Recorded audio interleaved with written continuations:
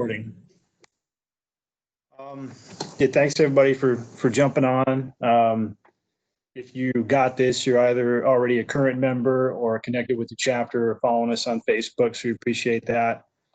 This Precision Ag project was something that we started off last year, and one of the many things we've got going on in Montana. If you're interested in more information, go to the montanapf.org website. There is a Precision Ag page there, as well as some information about the rest of our projects. If you'd like to get more involved, either with a local chapter, with Ag, another project, or start a chapter, feel free to reach out to me directly. Contact information for all of our staff is there on the website, as well as our chapters. So with that, I'm just going to turn it on over to Rick and let them get into the nuts and bolts of the Precision Ag stuff. Okay, Ryan. Maybe we'll turn it to Ryan. Just get started, and he's the guru in terms of Precision Ag for Pheasants Forever nationally, as well as wearing a hat of being the North Central director of the field biologists. And it was really Ryan that's gotten Precision Ag, Precision Conservation rolling for PF. And so I'm going to turn it over to him for a few introductory remarks, and then we'll get into some slides. Well, good morning, everybody. Thank you, Rick. This truly has been a team effort. There's been an awful lot of people, staff, volunteers, and certainly a plethora of new partners that have helped give this program its breadth and some successes. So I'm just pleased to be able to play a small role in all this, and I'm very excited to see the work going on in Montana. So, thanks to you, Rick, Jim. The other chapters, we'll talk more about that too, but this is an exciting growth expansion to kind of further test the possibilities of how this can be truly a landscape changing opportunity. And so, Precision Ag has been around for the better part of 2 decades, and it means a lot of different things when you ask folks, whether it's an agronomist, a farmer, somebody at a co-op. They might have different definitions. For Pheasants Forever, for Quail Forever, we're interested in how the data can drive better land use decisions, how ultimately this can help lead to more wildlife habitat on the landscape, both with and even without our direct involvement. So just real quickly, Ryan Heiniger, I'm the Director of Agriculture, is part of the job that I have the privilege of doing for the organization. Coming to you today from a home office on my family farm in southeast Iowa, and I've been with the organization about 7 years now, and been working hard on this initiative for the better part of 5. And so it's been a lot of fun. Certainly we've had plenty of lessons learned along the way, but again, it's been a true team effort, and we're continuing to learn. We're continuing to open new doors. For sure excited about the partnership with John Deere, the partnership that's emerging with Frontline Ag in Montana too. So we'll talk more details here in a moment, but again, thanks for the chance to play a small role, and appreciate everybody's efforts in Montana to get this going. Well, thanks, Ryan. I'm going to put up some slides now, and you have to real quickly here see the slide that says Introducing Pheasants Forever's Precision Conservation Program to Montana, with Ryder and my dog holding a dandy pheasant. If anyone doesn't see that, speak up now, and we'll try to figure out what's going on. Chad is going to sort of watch over things and from a logistics perspective from WebEx, and Heather Brower, our PF biologist up in the northeastern part of the state, is going to watch the chat box. If you have questions, why don't you type them into the chat box, and then Heather will either interrupt me and I'll answer them directly, or else we'll wait till the end of the slides and we'll answer questions there. We're happy to keep it not too formal. If there are some questions in the middle, please speak up. Hey, Rick, what out? I can't see your screen yet. Oh, I know why. Hold on.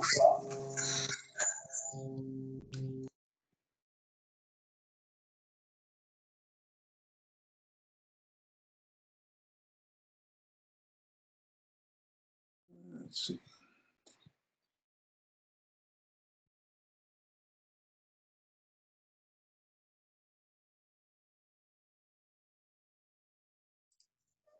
There you go.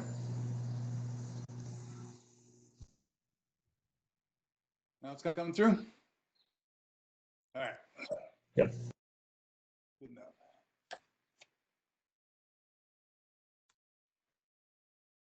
So the outline for today's talk and give some background on, and Ryan will too, on precision ag and what it is and what it means to us. We'll talk about how Montana got underway. I'll give you some ideas about my general approach in terms of working with precision ag and Pheasants Forever.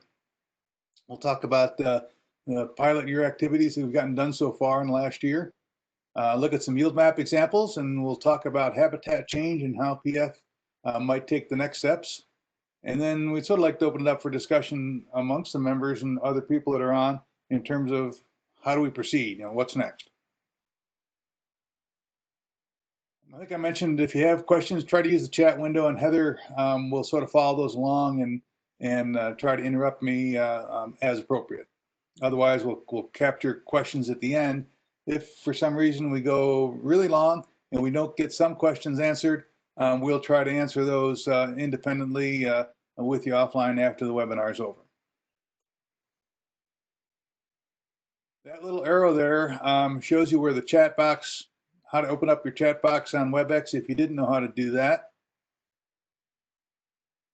And there's where you would type in your question or comment.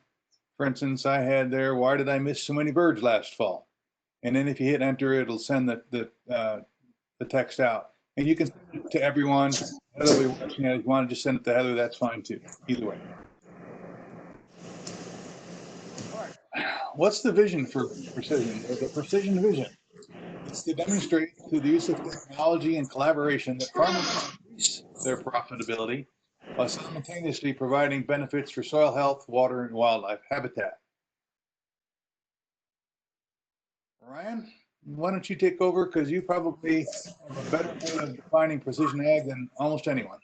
So I won't read this definition, thank you, Rick. But the real takeaway from a textbook definition here is profitability and sustainability can go hand in hand, and ultimately this is having data to drive more decisions. Often what we hear from our farmer collaborators is that this data gives them additional confidence, and it really validates what's in their gut. They know the land, they've worked it for years, sometimes many generations. So this just gives them that little extra boost to go ahead and make a fundamental management change. And of course, again, our goal is to see habitat and wildlife considered as part of that, and then be able to prove it out. So it's not necessarily the testimonial of do this for the pheasants, but do this for economics and your bottom line. And so next slide, please.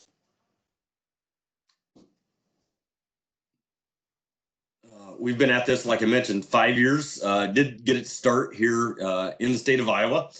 That's our president and CEO, Howard Vincent. They're shaking hands with the now retired state conservationist from Iowa NRCS, along with a couple of our industry partners from a well-known and respected co-op called Heartland Co-op in Iowa, and then one of our ag technology companies, Ag Solver, back in the day. And that really was our beginning, and we've been able to grow substantially. We have full-time precision staff in North Dakota, Minnesota, Iowa, Georgia, coming on board in South Dakota, in Ohio here in the coming months. And again, the great legwork that is being created in Montana is giving us some real insights onto the possibilities to come out to Big Sky country and further grow this. And again, the goal really is to get additional acres, value-added acres that might not otherwise come across the desks of the Farm Bill biologists, might not ever come across the opportunities with local chapters. Drive additional habitat for wildlife and for water quality, water quantity, and soil health. Next slide, please. So maybe it was fate, maybe it was destiny, but as we were putting the finishing touches on the partnership with John Deere, working through their marketing division in Olathe, Kansas, just outside of Kansas City, May 24th, 2018. So just a little over 2 years now. I was actually in the parking lot that day when my phone rang with this 406 area code that I didn't recognize. And lo and behold, I met Rick, and he had just read the summer journal that had come out within a few days of that, wanted to call and learn more. And so it was from that moment on that Rick and I have joined forces and, have been able to collaborate and brainstorm together. And again, really just want to thank the chapters, Tongue River, Gallatin Valley, Headwaters, Golden Triangle in Montana for getting us to have the resources, have the pilot endeavor underway today. But it, again, all kind of just came together on that magical day back in May of 2018. And the partnership with John Deere with such a respected and well-known and a huge footprint that they occupy, and really this common ground of working together. They're certainly an international leader in the precision ag space. Actually another just plug for, the grassroots, the volunteers of the organization, the gentleman that brought the partnership idea to Pheasants Forever in the first place, a gentleman by the name of Steve Robisky out of Waterloo, Iowa. Long time chapter leader in Black Hawk County, Iowa. So again, just showing the strength, showing the common ground between folks that love bird dogs, love wild places, and love agriculture at the same time. Next slide. All right, Ryan, thanks for that introduction. That's great. We'll have our own perceptions of what precision ag is sometimes, but it's good to have a common understanding. I want to start off by thanking farm operators Pat and Ken Wheeler and Tristan Vavirka here in Montana for giving me access to their data so that we get this project started in this pilot year. And I also want to say thanks to the Wheelers, Phil and Scott Moody, Remington Ping, Mike Miner, and Doug Rolfe from Frontline Ag Solutions, both in Conrad and Great Falls. They're the ones that really sort of got me started in terms of understanding what's going on in the John Deere Cloud and Operations Center and such. And I really appreciate their help and their commitments. I also want to thank Montana State and recognize Montana State for helping out with all of this. When I go and talk to farmers and say that, I represent Montana State as well as sort of Pheasants Forever, I get their attention because Montana State has such a great reputation in the ag community throughout Montana. And that's really helped. And, it's resources like this WebEx that Montana State provides us that is really of help as well. So thanks to them too. I also want to thank I call it the National Pheasants Forever Precision Ag and Conservation family, particularly Ryan, who you've met, Emily from North Dakota, BJ from Minnesota, Rachel from North Dakota, and Chaz from Georgia.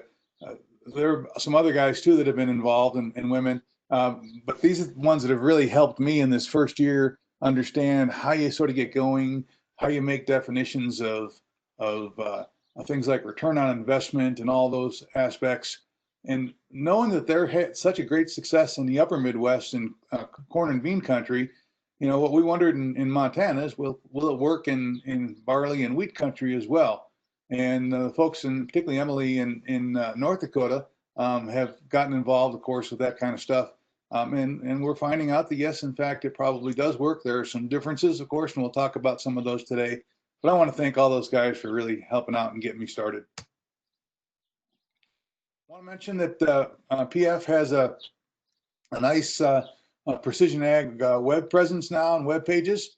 If you go to the Pheasants Forever website, the national one, and you click on conservation, and then you click on precision ag, you'll get a whole bunch of information there, stories of successes of the biologists talking with farmers, a whole bunch of different activities there. There are some other resources of articles to download and read about precision ag and Pheasants Forever and things.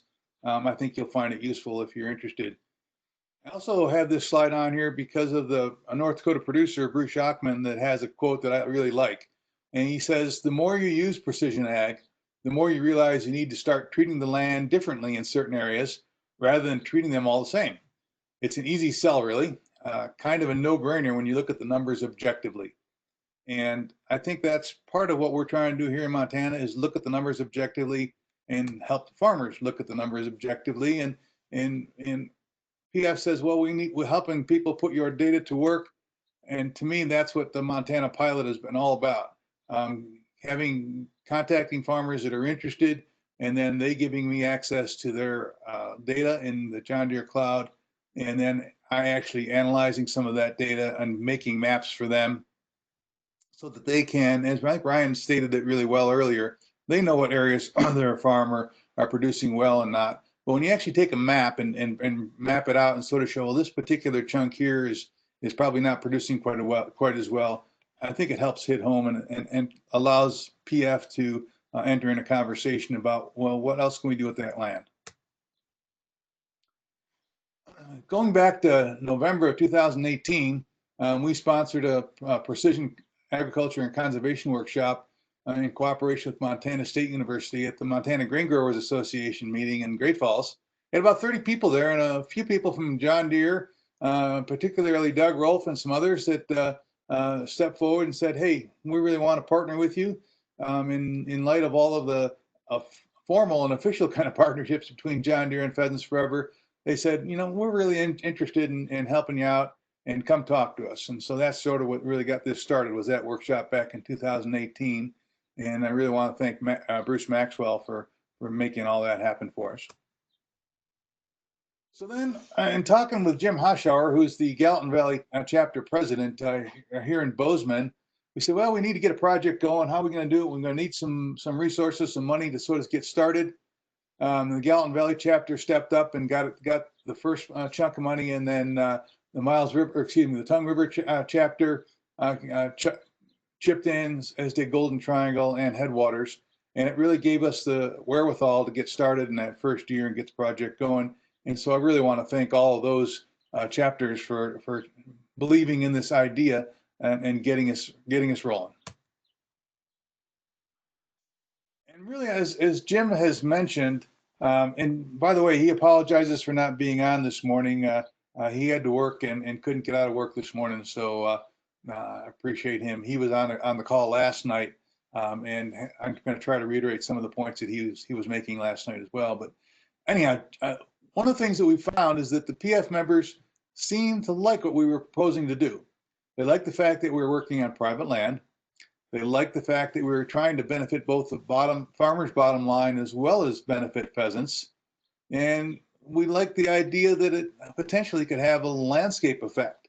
A lot of our projects, the really good projects that we've done are local projects, and they're good in terms of providing that intense habitat in particular locations. But if we're going to have a real effect on pheasants across the state, we've got to come up with ideas that are going to work on private land, and we think that this is one of them. The basics of our pilot project was to contact John Deere dealers and identify 2 or 3 potential farmer cooperators that we could work with in this first year. And then we'd work with those farmers once they grant us access to their field data. And then we provide yield maps as a surrogate to return on investment analysis. And we do this at no cost to the farmer. This is all free for them. We'll talk a little bit more about return on investment in a second. And then I provide a written report and all my files to the farmer at the conclusion of my work. Return on investment is another way of saying profitability. If you look at the fields that we're examining, there are certain parts of those fields where that return on investment, that profitability is probably low. In the upper Midwest and corn and soybean country, there's a fair amount of data and data models and farm economics ideas and farm management concepts that allow and the actual farm data to show the inputs to agriculture and to the farming operation as well as the yields. And that return on investment and profit obviously is not just how much that you take off the land, how much it yields, but it's also you have to subtract the amount of inputs that you have. And that's where sort of this idea of return on investment and profit comes from. In wheat and barley country, that those economic models don't exist near as well. And so what we've done is we've looked at yield as sort of a surrogate for that. We know that yield is a major component, but we want to keep in mind that we are looking at yield here. And when we look at areas that are yielding poorly, those are probably the non-profitable areas on in that particular field. But we want to recognize that, in fact, it is only yield and the yield component of profitability. But when we talk to farmers, we find that when we say, hey, we would like to talk to, we would like to map the yield and talk to them about it, they realize that those are the areas that they need to be concerned about. When I'm finished with a particular farm, the Pheasants Forever field biologist can then work with farmer, local chapters, wildlife agencies to implement conservation practices on land with that expected poor return on investment, where the landowner, of course, is interested. There's no requirements. And we get into this whole thing with the start with a discussion with the landowner that says, hey, when we're all done, here's what you're going to get. We'd like to continue the discussion to see if there's some things that we can do differently on some of that poor yielding land. But it's all about their interest and their ability to control the situation.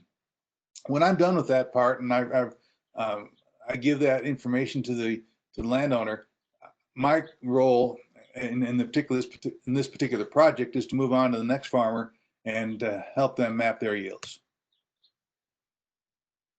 So far in this first year, I've contacted deer dealers in Conrad and Great Falls.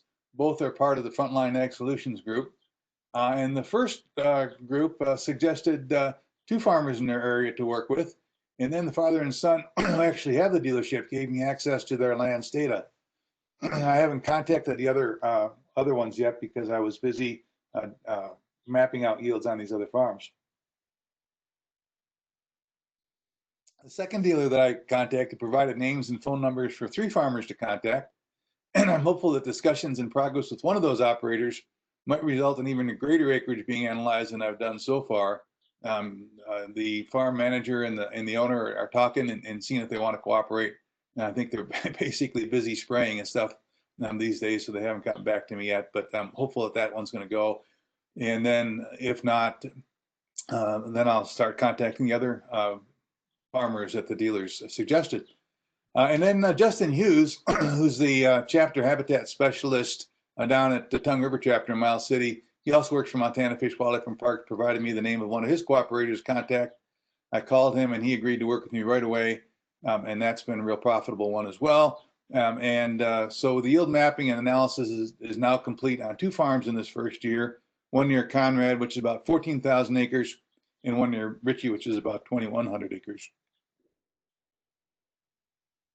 My general process: I download harvest data from John Deere's Operations Center for the farm by individual field, and I choose individual fields to analyze and map.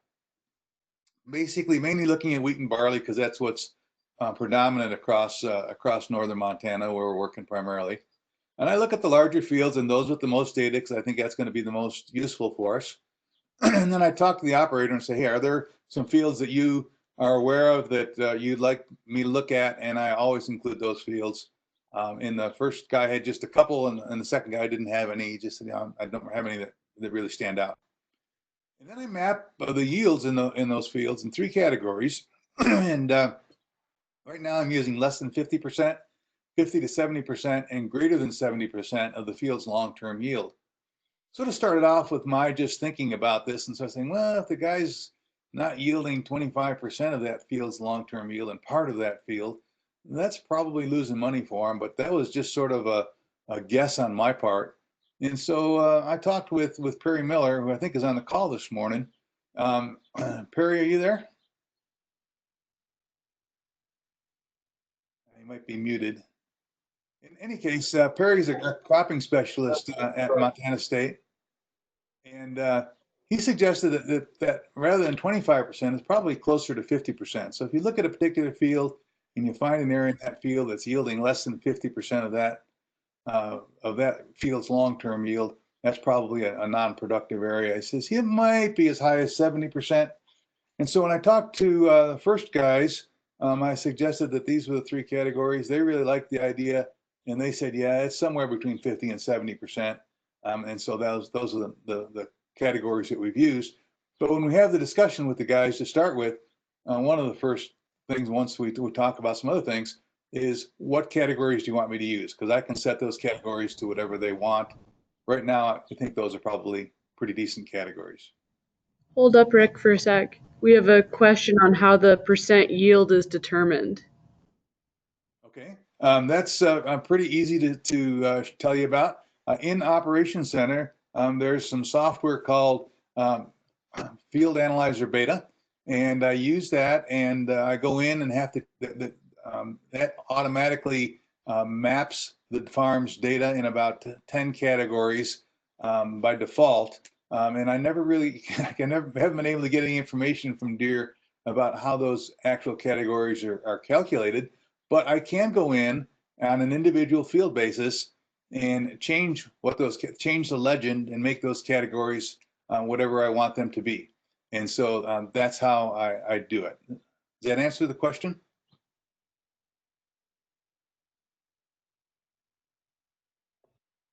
This is Kirk. I'm going to, instead of doing it on chat. So are they projecting, have a model that says this field in this area, these kind of conditions should be producing X bushels an acre? Or is it looking at historic data for that field and saying, oh, you've got declining production? Strictly, that's looking at that particular field. And it actually calculates out what the long-term yield is for that field. I have to go through and check it out pretty carefully because there are sometimes years that are really unusual, and you've got to eliminate that from the calculation for one reason or another. Sometimes equipment failure or some other things. But in any case, yeah, that basically is something that Field Analyzer Beta John Deere software does automatically for me. It just gives me that long-term yield on a field basis. Rick, this is Ryan. I'd just chime in too with, so the combines today and a lot of the tractors too, but they have GPS receivers on them. And so in real time, as the combine is threshing grain, that grain volume is coming through the throat of the machine, and there's some sensors that then detect the volume. And so it's set up basically by the width of the header to calculate then the productivity at any given spot of the field. And as Rick just mentioned, it's not completely error proof, so you always have to kind of be mindful of different things. If you don't put the header down far enough, it won't record, and there's other little glitches. But this actual yield data comes from the satellites tracking the position of the combine in the field, the volume of grain or other seeds coming through the machine. And we might also add that on the input side, the equipment also does a similar kind of operation with seeding rates and herbicide applications, fertilizer applications, and such. And there are some attempts to try to take and combine the inputs and the outputs to actually look at a profitability analysis. A company called Granular does a pretty decent job of it in corn and soybean country. They told me that this summer they were going to start doing it for wheat and barley, but I don't know. I haven't heard recently whether that's in process or not. But it's all based, as Ryan said, and I think Kirk, you probably realize that too, that it's based on all the GPS locations and on that equipment.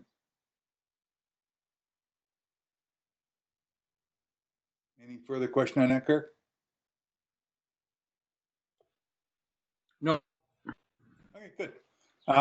So then the next thing I do is I rank the fields, and I call it the most least productive area, acres. And essentially what I'm doing is taking the fields and looking at the percentage of that particular field that's producing poorly, and then ranking it so that the field with the greatest amount of unproductive areas is looked at first for the farmer. It's just a way of ranking the fields in terms of which ones we should examine for ways to maybe change their operation to help turn some of those red acres, we call them red acres, those acres that are if you will, bleeding profits, to green acres, those areas that are growing profits. And as Eider would say, don't miss this one critical point. I can't emphasize this enough. I take landowner privacy and data security very seriously, and I do not share locations, reports, maps, or any other data with anyone without permission from the operator. And I make that point to them very emphatically. And when I start out, I also mention to them that we would like to talk to them at the end about being able to provide that information to the farm bill biologist as well, only with their permission, only with the landowner's permission. And so far, the guys have bent over backwards to say, "Oh yeah, we'd like that. That's the whole reason we're in this. We want to have those discussions with the PF biologist as well." So that hasn't been an issue with the PF biologist, but no one else gets to see that data or the maps or anything else without the operator's permission. And in most cases, you'll see some maps here that I'm using, and I've just anonymized them so that there's almost no way you could tell where those maps were, but it still gets the point across. Well, let's look at a couple examples. Example number one. In this particular year, 16% of this barley field yielded below 70% of its long-term yield. And you can see the legend there over on the left. I actually have to calculate what the bushels per acre are for that 50 to 70% break points. When I stick those in the legend and not shown here, then it comes back and gives me a map like this.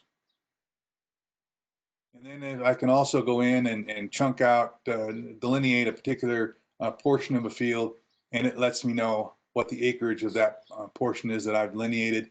In this case, that particular area is 8 acres, so it gives you an idea as to what the scale is of that particular field.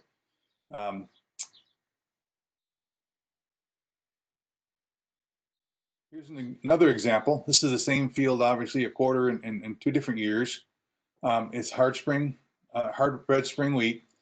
In the left map, in 13% of that field yielded below 70% of its long-term yield. And on the right, in another year, 22% of that field yielded below its 70% of its long-term yield. And so you can see that that area up in the northwest corner is an area that the farmer told me that, I want you to look at this particular field because that's an area that typically just doesn't produce well. It's rocky and sandy. It just doesn't hold enough moisture to grow grain on. And so when you look at that and you delineate that particular area, that's about 19 acres. So you can get an idea of the scale of what we're talking about. And those are the kind of areas that then the Pheasants Forever biologist can sit down with the farmer and sort of say, well, here's an area. What do you think about that? What are your ideas? What are options for that? When I give them a final report, here's what it sort of has in it. It has an overall summary of what I've done. It talks about how the fields were selected, analyzed, and mapped.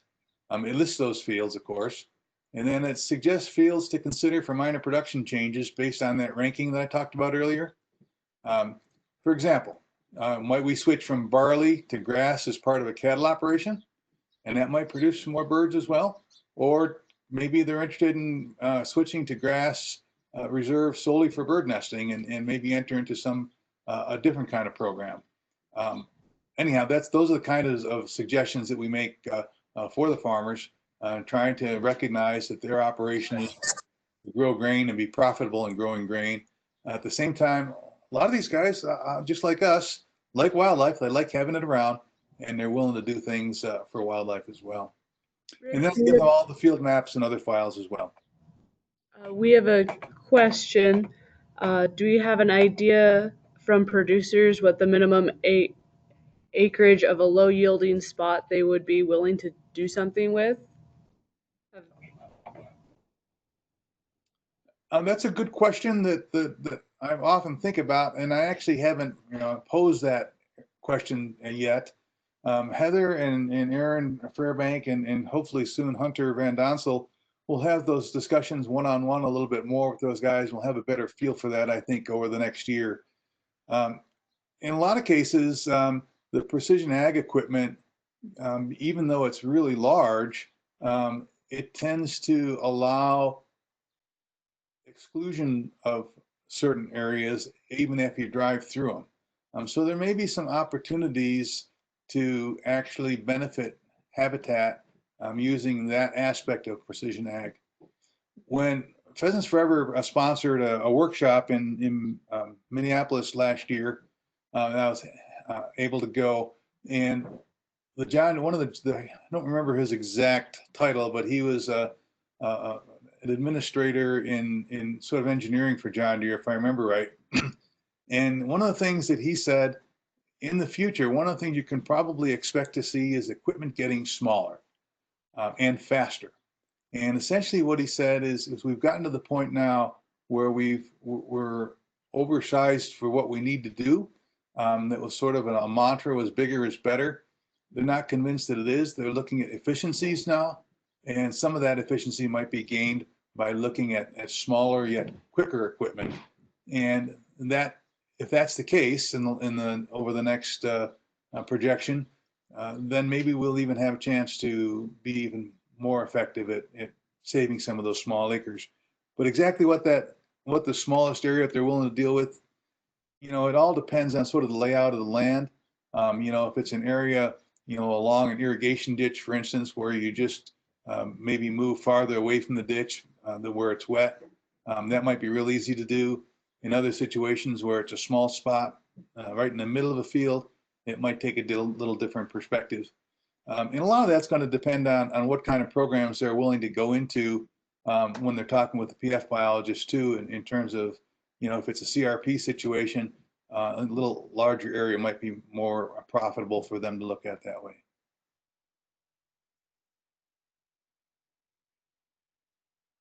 When I'm done with the mapping and analysis, I provide that final report to the farmer. Then I transfer all the data and maps to the farmer. The first guy got 165 different field maps, and the second guy got 38 field maps. And then with the permission, of course, I give it to the local PF biologist to carry on. And of course, the whole thing that we've been talking about here is trying to take those red acres that are non-profitable and turn them green for the farmer, and getting their profit up on that particular field by retiring some of those acres. And it's not just retiring them to always to some sort of pheasant habitat, if you will. There's some sort of wildlife use.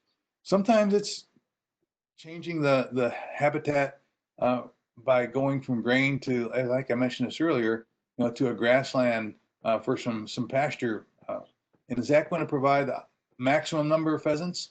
No, but it's going to provide some pheasants. And if we can do that on a large number of acreages, even if they're small across the landscape, we think that's a real win for pheasants and for wildlife in general. So we're basically trying to find ways to make profit on those marginal cropland acres. Chad, do you see that Pat Wheeler has been able to join us this morning? He was hoping to, but he wasn't sure with the field work that he was going to be, whether he's on or not. I don't see a Pat Wheeler in the list. Okay. Pat's one of the guys that I've been working with. He and his dad run the deer dealership up in Conrad. Excuse me. And he's the one that allowed access to their ground. And he's been really excited about what we've been doing, and has entered into discussions with Aaron Fairbank, the PF biologist up there. And he was hoping to be able to make some comments. He asked me if he could get on. I said, of course, but unfortunately he wasn't able to make it this morning. And so Aaron in Jodo and Heather Brower over in Scobie are on the front line of what I call step 2. I'm doing the yield mapping, and then I guess turn those yield maps over to these guys to contact the landowners. And I think Heather was going to make a couple comments this morning about the guy that she's working with, and talk a little bit maybe about what Aaron has found as well. Heather? So I've made contact with the gentleman down in Ritchie, and we're working together. We've had one conversation, and as soon as we're able to travel, I'm planning on going down there and meeting with him and seeing his operation and finding out what the best change in use we can have for him and his operation and the ground that he has there.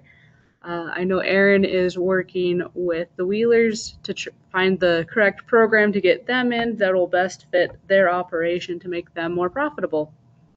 Yeah, Aaron was actually part of the original meeting that I held with the Wheelers, and it was interesting. After the meeting, they came up to her and asked her, you know, we know that we're going to be interested in some sort of program. We know we've got some ground that will be better suited for wildlife than for growing grain. And so they were excited right from the start. So that was pretty cool. So I guess the point of all that is to say, at least for the first couple of guys that we worked with, they've been very eager to enter into the discussions of sort of what's next.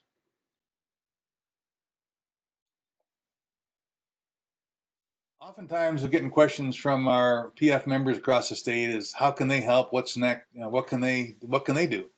And the main thing I say is along with providing chapter funding for the project is we can really use your local ag contacts. You know, call the people that you know, equipment dealers, bankers, elevator operators, fertilizer applicators, custom combiners, whatever it is, and sort of enter into that discussion. And you don't have to get into it in real depth, but say, hey, are you using precision ag? And hey, can we have one of our guys come out and talk to you and sort of see if some of our program might fit for you? And we do some yield mapping and those kind of things. So that's the kind of thing we'd like to see help. That's the kind of thing we could really help get help from our local PF members. And similarly, someone suggested that you invite your local equipment dealers to sponsor a table for their employees at your banquet. I think a lot of, at least some of the chapters have done that. And that's a great way of introducing them to PF and maybe getting them involved as well. And then the last thing is, you know, we all have friends or family that are probably using precision ag, actually all of us, but if you do have friends or family using precision ag, you know, give them a call. When next time you see them at a family gathering, say, hey, here's a program that PF has. Might you be interested in at least talking about whether you want some yield mapping done and sort of where that might go? So those are the kind of things that you can really do that would really help us. But what's next? Project obviously this year was a pilot project. I think it's been, you know, relatively successful. Do we have more habitat in the ground yet? Do we have more pheasants on the ground yet? More wildlife? No, because we just gotten started. But the response so far from the couple and the first two farmers that I talked to were jumped all over it and they were all excited. That's an indication to me that we've got a winner in our pocket and we've got to go with it.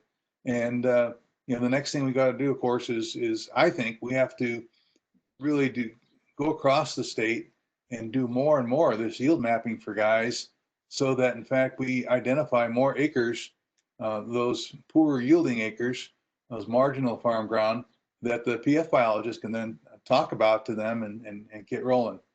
That's going to probably take some more resources in terms of getting rolling. One of the things that has been suggested is maybe we can use government programs obviously for retiring ground for specifically for wildlife purposes.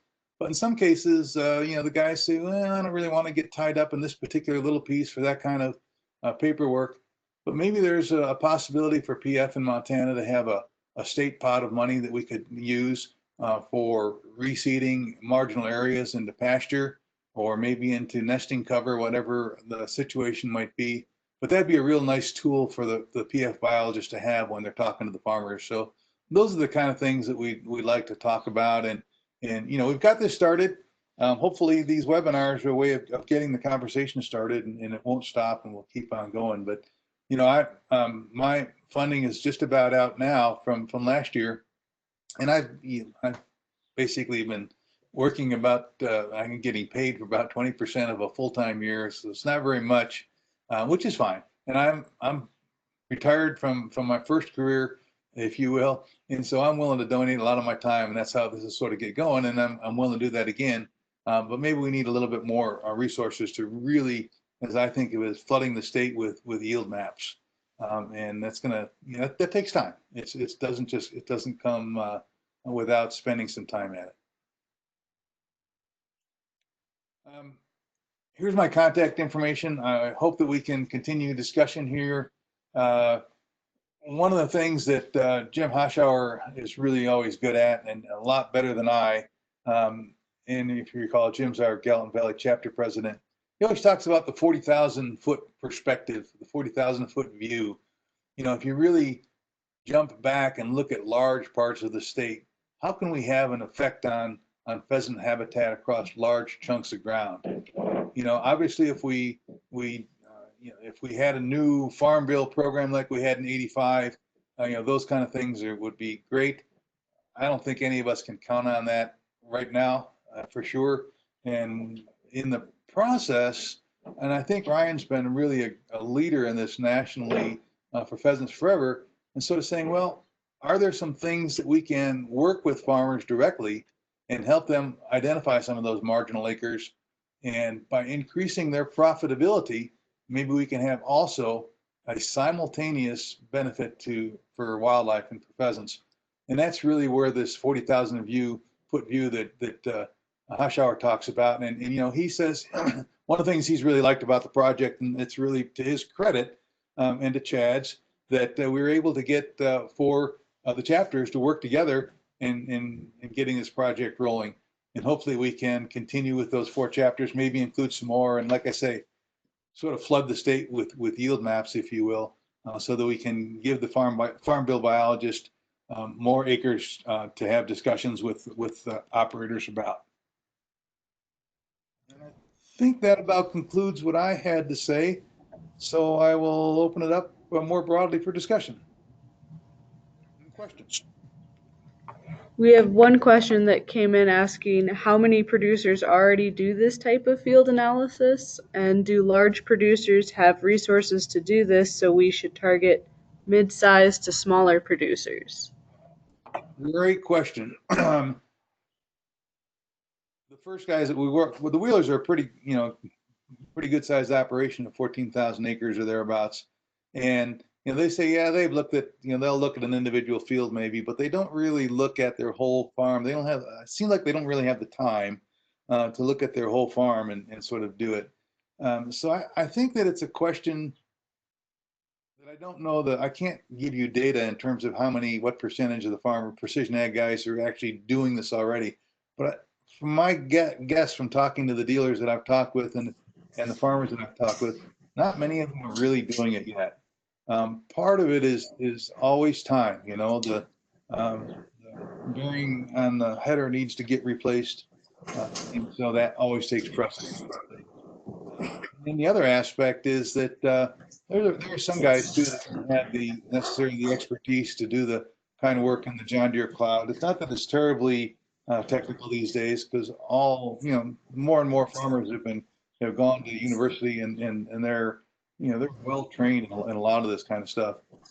But the more we can help them, the more we can get started, the better off we're going to be. So I don't know the exact answer to that in terms of how many are actually doing it. It doesn't seem to me, at least at a first blush from the guys we've talked to, that they're doing it, and they're really happy that we're able to do it for them and get it organized for them. So I think the answer, at least that's how I would provide an answer to that question. That whoever asked to follow it.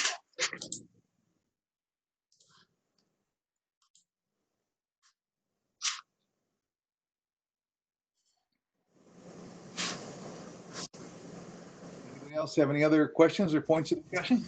Yep.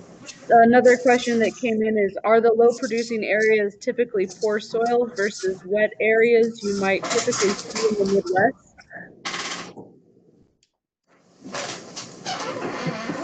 So far, they fall in a couple different categories, I guess. One are alkali seeps, and those are always difficult to deal with in terms of plantings, but there are things that you can do. There are stony, sandy knobs that are probably eroded from continual cropping over the years that are poorly producing. And particularly as you get into some of the more glaciated areas of Montana, there are small wetlands that in a lot of years, the edges of those aren't productive. That doesn't mean they're not productive in all years, but you have to look at the profitability over the long term. And a lot of guys know that, and they recognize that if they were to maybe square that off in a little fashion and make their operation a little bit more easily to run, then they'd be better off. And so there's a lot of those kind of areas too. The other thing you find in the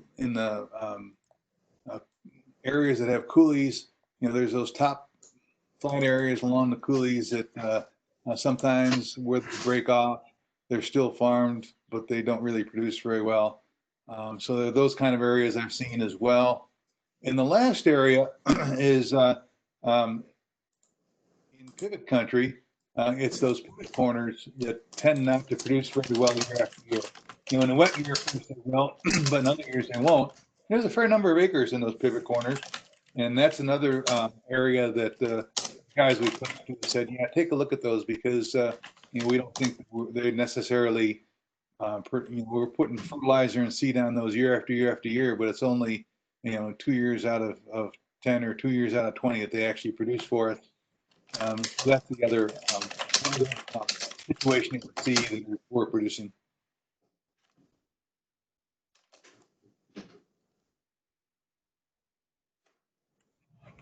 Then the last question we have up on the chat box at least is any sense of how the new conservation reserve program will play into this? We're supposed to be more of a subfield approach to identify risky areas in field.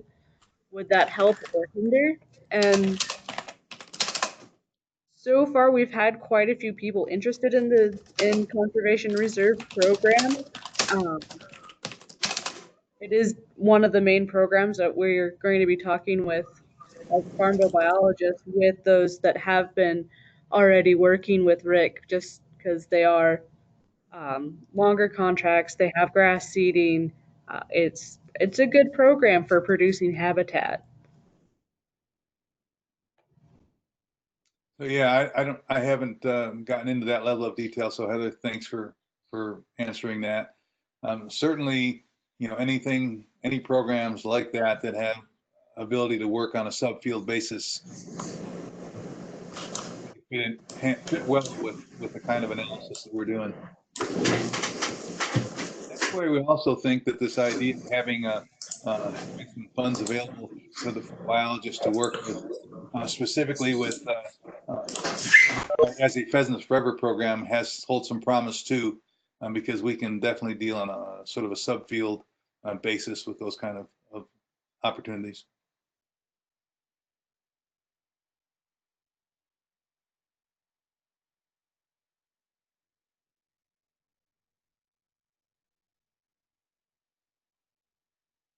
Ryan, Chad, you want to have any closing comments? Yeah, I guess I would just say again, thanks to everybody for getting on. This was our first attempt at doing some of these webinars, and we'll probably do some more, either related to precision ag or some other projects we have going on. Again, always check out the website montanapf.org. It has contact information for myself, all of our chapters, as well as our farm bill biologist and habitat specialists in the state who you can always reach out to for help. If you're interested in getting more involved with the chapter, I'd be your point of contact. We'd love to have you on board. Other than that, again, just thanks for coming out and, spread the word as best you can about what we're doing.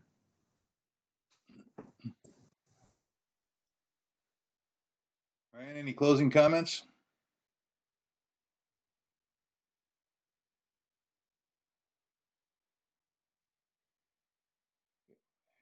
Hearing none, we'll thank everybody again for coming, and we look forward to visiting more with you about projects in your particular chapters and your particular locations in the state.